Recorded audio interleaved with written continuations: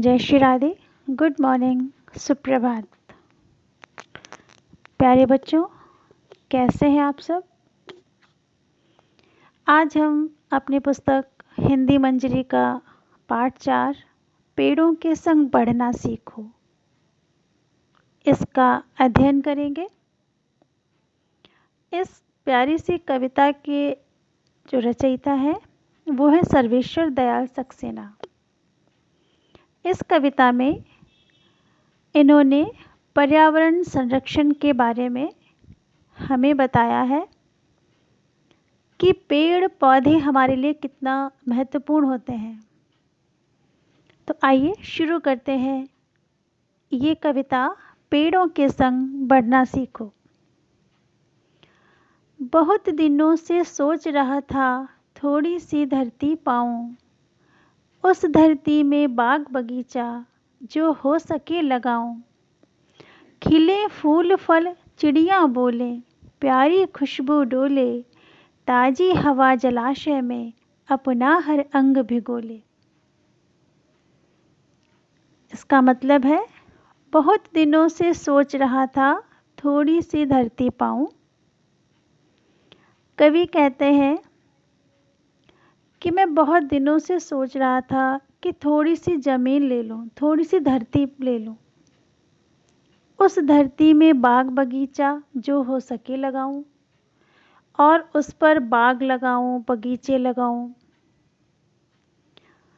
खिले फूल फल, जिसमें कि फूल खिले, फल खिले, और जब बाग होगा, पेड़ होंगे तो वहाँ चिड़िया भी होंगी, तो चिड़िया बोले।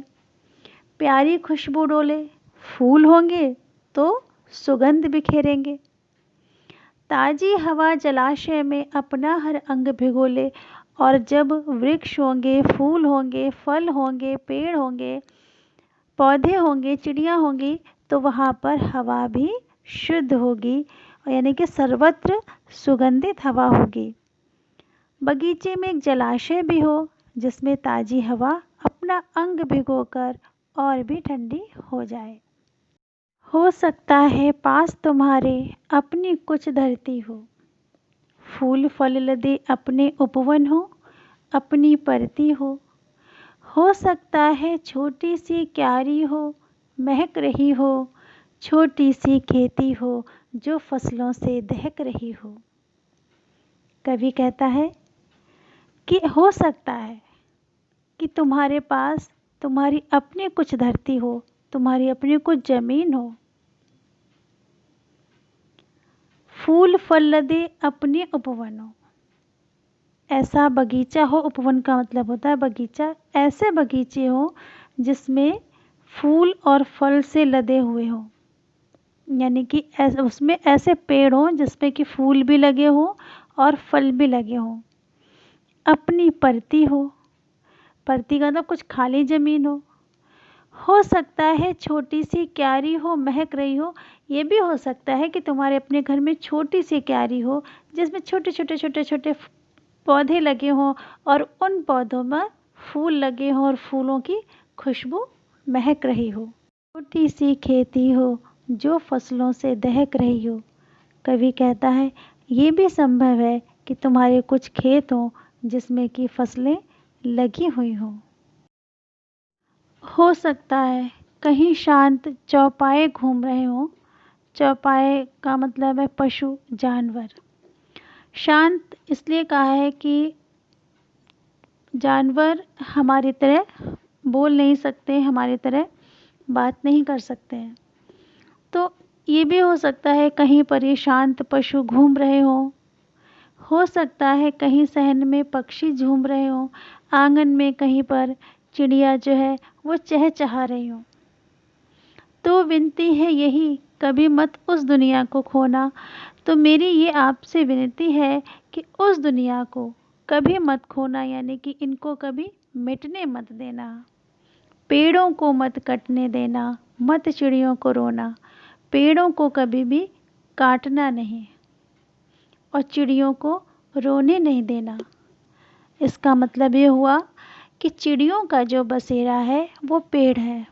चिड़िया पेड़ों पर ही आसरा लेती हैं, अगर पेड़ काट देंगे तो चिड़ियों का जो घर है वो भी नष्ट हो जाएगा, और जब जिसका घर नष्ट हो जाता है तो फिर वो रोता है। तो इसलिए पेड़ों को काटिए नहीं और चिड़ियों को रोने मत दीजिए। एक एक पत्ती पर हम सबके सपने सोते हैं, शाखें कटने पर वे भोले शिशुओं सा रोते हैं।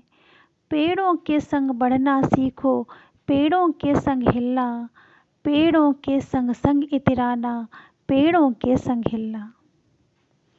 कवि कहता है कि पेड़ों, वनस्पतियों की एक एक पत्ती हमारे लिए मूल्यवान है, क्योंकि वे हमारे सपनों को आधार देते हैं।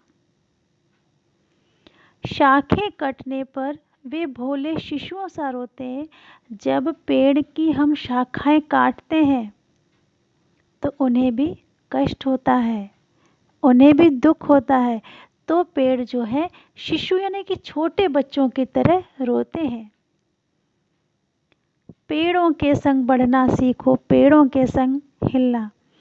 इसलिए पेड़ों के संग बढ़ना सीखो, पेड़ों के संग हिलना सीखो, पेड़ों के संग संग इतराना, पेड़ों के संग इतराना सीखो, इठलाना सीखो, पेड़ों के संग हिलना सीखो। यानी कि पेड़ हमारे लिए बहुत महत्वपूर्ण है। आपको पता है कि हमें जो ऑक्सीजन मिलती है वो इन पेड़ों की वजह से ही मिलती है। जो हम सांस लेते हैं और हम कार्बन डाइऑक्साइड छोड़ते हैं, तो वो कार्बन डाइऑक्साइड जो है वो पेड़ ग्रहण कर लेते हैं, और वो जो ऑक्सीजन छोड़ते हैं वो ऑक्सीजन हम लेते हैं। तो पेड़ हमारे लिए बहुत महत्वपूर्ण है। बच्चे और पेड़ दुनिया को हरा भरा रखते हैं, नहीं समझते जो वे दुष्कर्मों का फल चखते हैं। आज सभ्यता वहशी बन पेड़ों को काट रही है, जहर फेफड़ों में भर इंसानों को बांट रही है। पेड़ और बच्चे दुनिया को हरा भरा रखते हैं, यानी कि बच्चों से हमारी दुनिया हरी भरी होती है। हमारी खुशी बच्चों से होती है, तो जिस प्रकार हमारी खुशी बच्चों से होती है उसी प्रकार हमारी खुशी पेड़ से भी होनी चाहिए। बच्चे घर में खिलखिलाते हैं, इठलाते हैं, मुस्कुराते हैं, तो हमारी ज़िंदगी हरी भरी होती है, हमें अच्छा लगता है। उसी प्रकार पेड़ भी जीवन भर हमें देते हैं, हमें ऑक्सीजन देते हैं, हमें दवाइयाँ देते हैं, हमें छाया देते हैं, हमें फूल देते हैं, हमें फल देते हैं। यानी कि पेड़ों की वजह से हमारी दुनिया रंगीन होती है, हमारी दुनिया हरी भरी होती है। नहीं समझते जो वे दुष्कर्मों का फल चखते हैं। जो लोग इस बात को नहीं समझते हैं कि पेड़ हमारे लिए कितना महत्वपूर्ण है, उनको बाद में पछताना पड़ता है। आज सभ्यता वहशी बन पेड़ों को काट रही है। आज जो शहरीकरण हो रहा है, जो पेड़ों को काट दिया जा रहा है, पेड़ों को काट कर बड़ी बड़ी इमारतें बनाई जा रही हैं, तो मनुष्यों को पेड़ों का दुश्मन बना दिया है। मनुष्य जो है वो पेड़ों को काटते जा रहे हैं, जहर फेफड़ों में भर इंसानों को बांट रही है। तो जब पेड़ कट रहे हैं तो हवा जो है वो शुद्ध नहीं हो रही है। हवा कैसी हो रही है? अशुद्ध हो रही है, जहरीली हो रही है, और वो जहरीली हवा हमारे फेफड़ों में भर जाती है और हमें बीमार कर देती है। यानी कि इंसान को बीमार कर रही है और इंसान को बांट रही है। तो इस जो हमारी कविता का जो पूरा सार है वो ये है कि हमें पेड़ों को लगाना है, हमें पेड़ों का संरक्षण करना है, हमें पेड़ों के वृक्षों के महत्व को समझना है कि हरियाली और पेड़ हमारे लिए कितना महत्वपूर्ण है। बच्चों, 5 जून को विश्व पर्यावरण दिवस होता है।